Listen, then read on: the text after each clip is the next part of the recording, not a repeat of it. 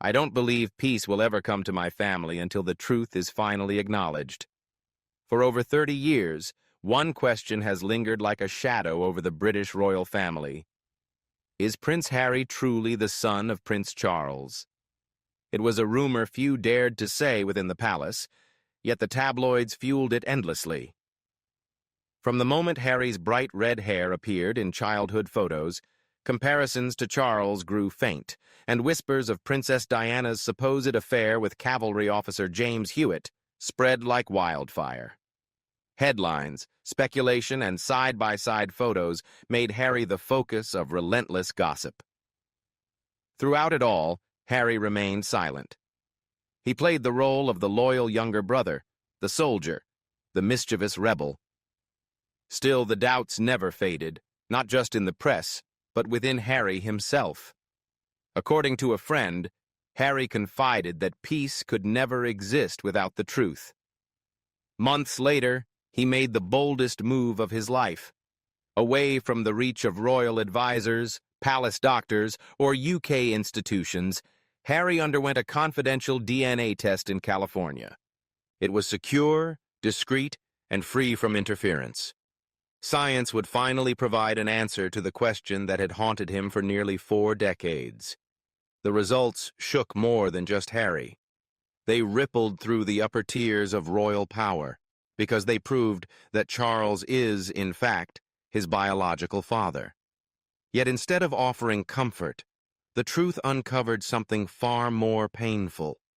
A lifetime scarred by neglect, distance, and betrayal from the very man whose blood he carried. The truth Harry uncovered didn't bring him peace. It shattered him.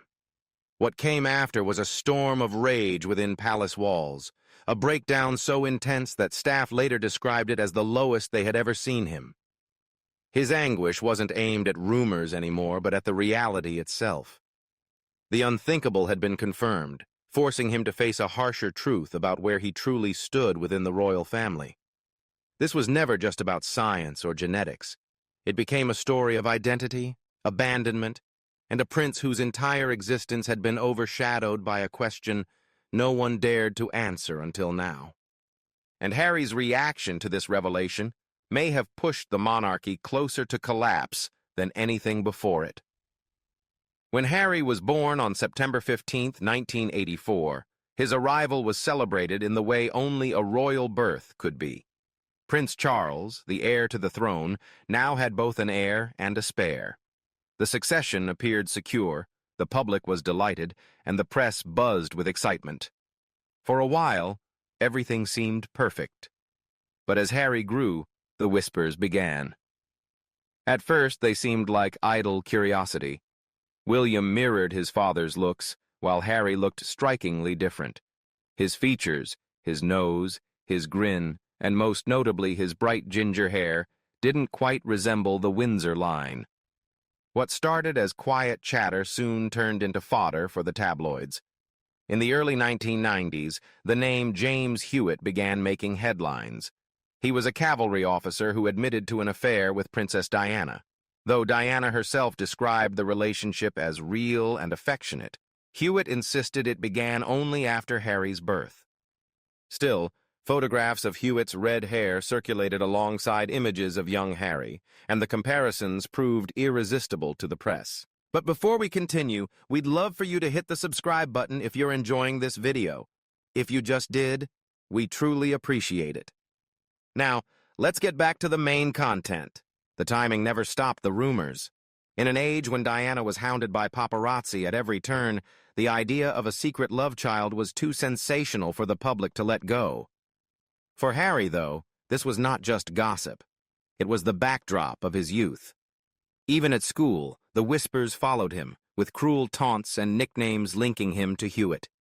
From Eton to Sandhurst, from military service to official appearances, the same question trailed behind him like an unwelcome shadow. The palace never addressed it openly. No statements, no denials, no clarifications, just silence. It became one of those unspoken rules. Bloodlines were never questioned in public. When Diana died in 1997, the silence grew heavier. Harry was only 12 when he lost the one person who might have been able to ease his fears or give him answers. With her gone, so was the only voice that could have offered him comfort or the truth. From that point on, the question of who he really was became something Harry carried inside himself. Within palace walls, he grew more rebellious, while the outside world labeled him a reckless prince, drinking, partying, even donning a Nazi costume. But to those close to him, it was less about arrogance and more about a young man in turmoil, unsure of where he belonged or who he truly was. His bond with Prince Charles reportedly grew strained during his teenage years. Charles's distant, reserved nature made it difficult for him to connect with Harry, and the more their relationship cooled, the louder the whispers became. If his own father doesn't seem to show warmth toward him, some critics mused, how can he really be his son? Harry himself never publicly engaged with such speculation, but friends say it left a deep mark on him in private. For years he wrestled with the fear that he was illegitimate, that he was never truly part of the family into which he was born.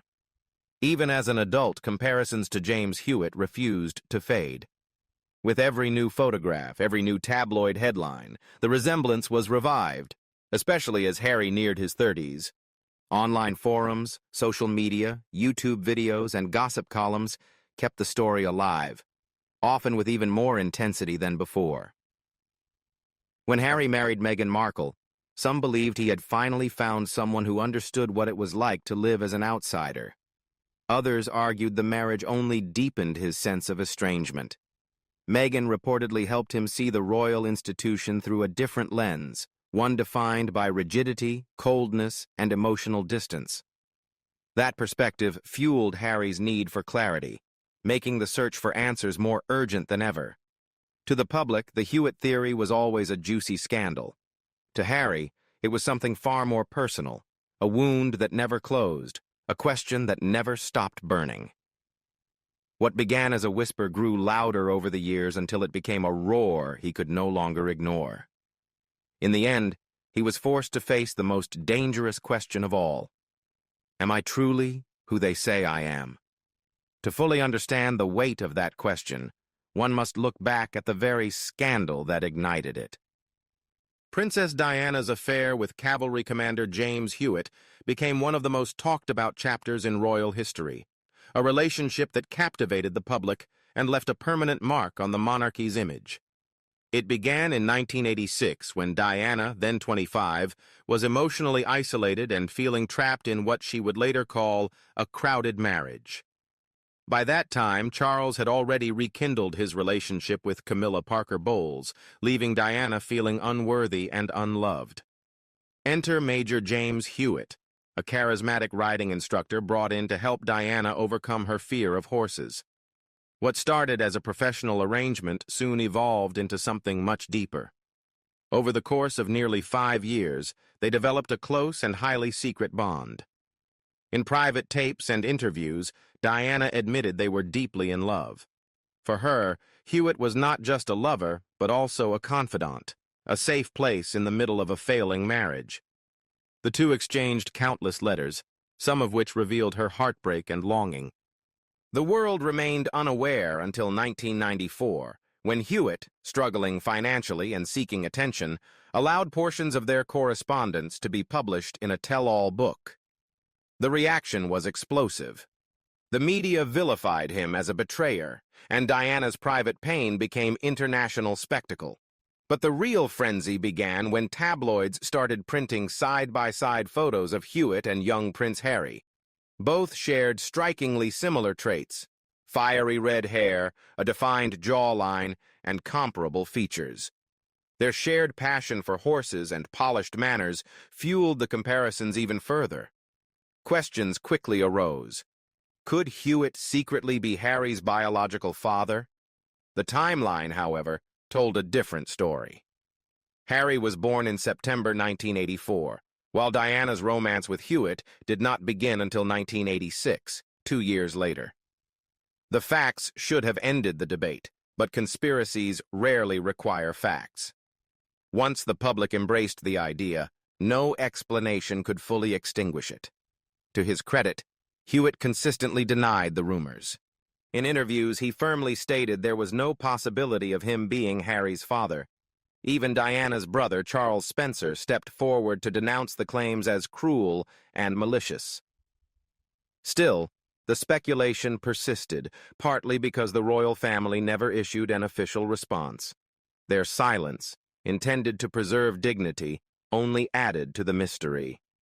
For Harry, the impact was personal and painful.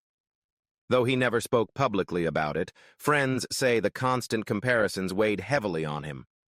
Every headline, every cruel joke, every online meme chipped away at his sense of identity. And perhaps the most painful part of all was knowing that during her loneliest moments, his mother had turned to the very man now accused of fathering her son. Diana and Hewitt's relationship was real, emotional, and complicated. It was not the scandalous deception many made it out to be, but the public perception of it would cast a long shadow, one that followed Harry for the rest of his life. Still, the story refused to die. For those skeptical of the monarchy, the idea that Harry was illegitimate became more than gossip. It became a symbol of what they believed the crown had tried to bury. For Harry, the only way to escape that shadow was to face the truth head-on, even if it destroyed him. Even if it destroyed everything around him. For years, Harry dodged the whispers. He laughed them off in public, masked them with military service, duty, and sometimes reckless scandal. But as time went on and speculation grew louder in the digital age, the question he had never dared to confront began to echo inside his mind. Could it be true? Was he really not a Windsor? At his home in Montecito, far from the palace and its centuries of tradition, Harry finally did what no royal before him had done. He turned to science for answers. Quietly, without fanfare, without press releases, he arranged for a DNA test. Only a handful of people knew. Meghan, a trusted physician, and a lab director in Los Angeles bound by strict confidentiality. The sample came from a lock of Charles's hair, preserved years earlier from a grooming kit once kept at Clarence House, reportedly safeguarded by a sympathetic former staff member. Modern testing would provide certainty. No ambiguity, no polite phrasing, just a result. A definitive match or not. When the envelope arrived, Harry was alone. Meghan was out with the children. A plain white packet, delivered by courier, held the answer to decades of torment. No royal crest, no ceremonial flourish, just sterile print on a clinical report. He tore it open, read the result, and sat in silence. The verdict was clear.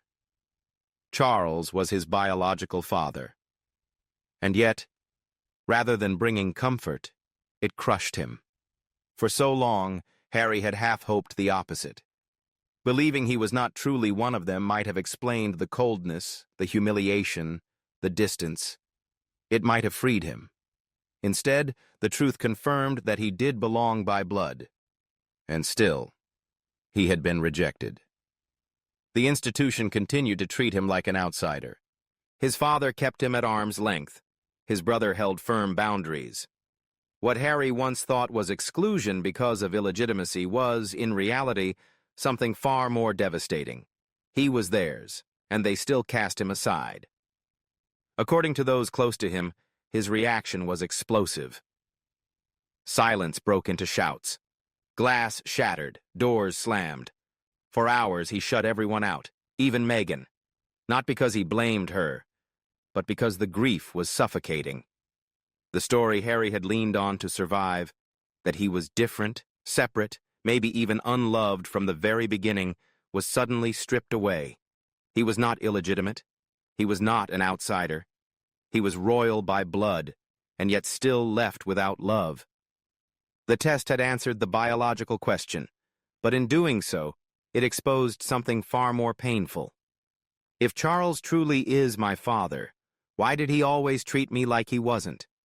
There was no coming back from that. Not for Harry, and not for the monarchy. For years, he had carried the weight of a single doubt like a stone in his chest. It shaped his defiance, explained his distance from tradition, and justified the fracture between him and his family.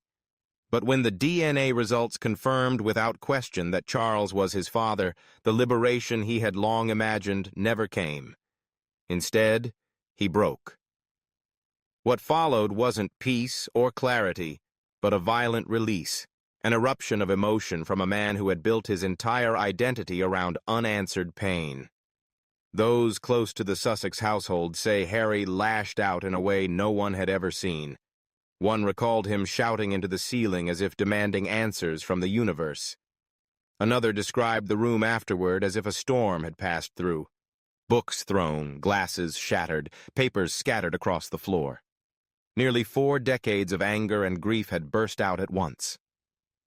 Then why? He kept asking. Why didn't he act like a father? He wasn't wrong to ask. Harry had grown up in an environment where warmth was rare and duty always came first. Charles was often absent, both physically and emotionally, consumed by obligations. Moments of closeness were replaced with formality. Even at Diana's funeral, 12-year-old Harry walked behind her coffin, not holding his father's hand, but his grandfather's. That image became a symbol of the distance between them. As he grew older, the pattern held. Harry's mistakes were made public, his achievements overlooked, and his pleas for help answered with protocol rather than compassion. For years he convinced himself that perhaps this was because he wasn't really Charles's son. That illegitimacy explained the coldness. But with the DNA test erasing that belief, he was left with something far worse. The truth that he was his father's son, and still treated as though he wasn't. The collapse was deeper than anyone close to him expected. Meghan tried to comfort him, but Harry remained unreachable, locked in grief too raw for words. He wasn't angry with Meghan. He was angry with everything, with the institution that raised him. When Harry looked back at his father, all he could see were years of lies, silence, and emotional neglect. He had believed the truth might give him strength, that if he discovered he wasn't truly Charles's son, it would validate his decision to walk away and build his own life. Instead, the truth shattered the only comfort he had ever known, the belief that he was different. He wasn't different at all. He was one of them, and they had still rejected him. In that moment, his grief wasn't just about deception.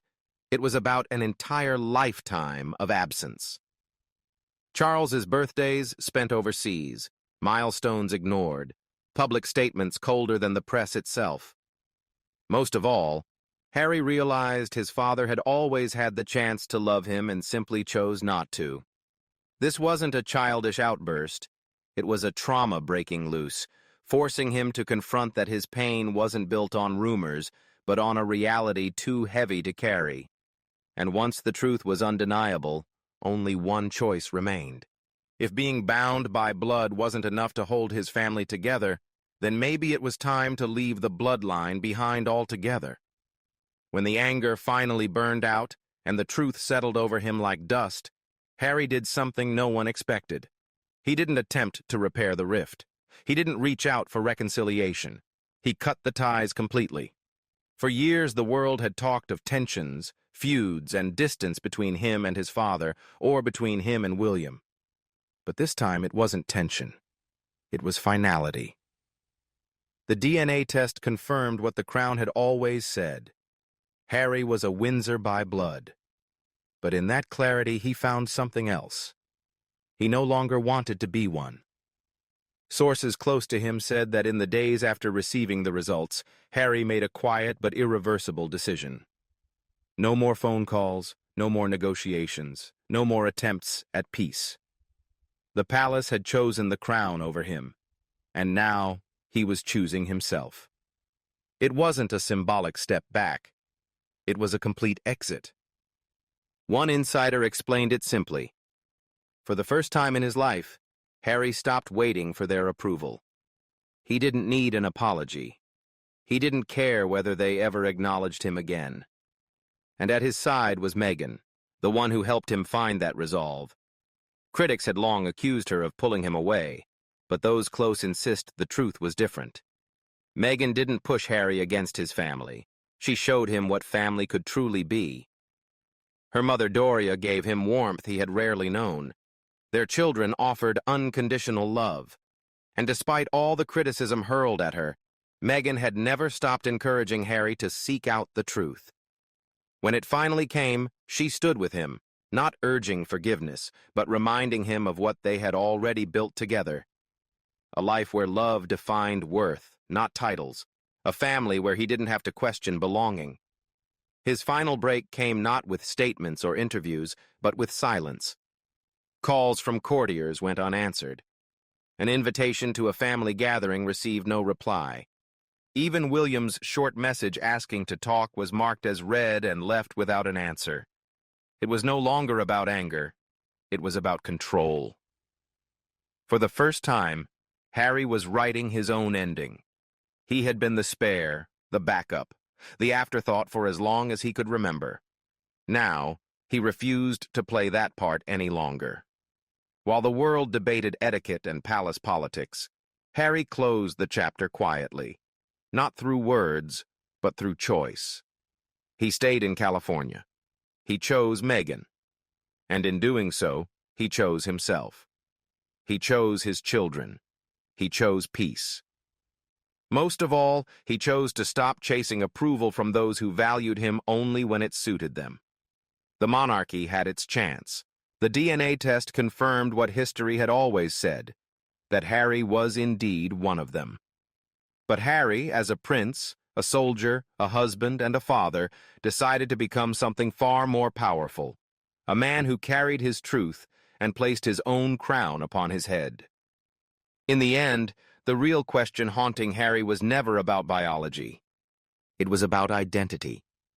Who he truly was, and whether that identity was ever seen or respected by the family whose name he carried. The test brought clarity.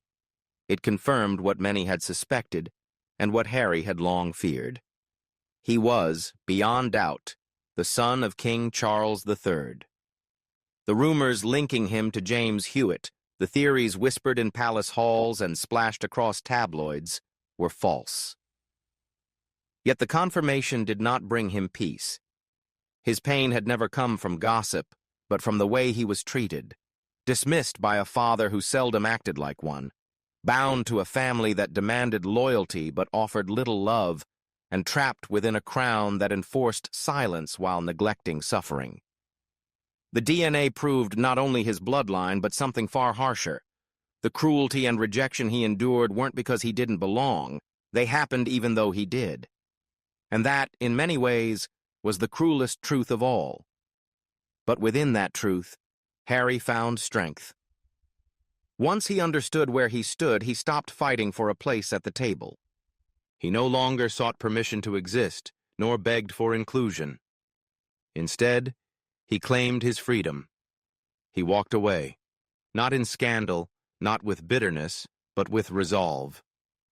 The world may always know him as Prince Harry, but he has grown into something no title could define.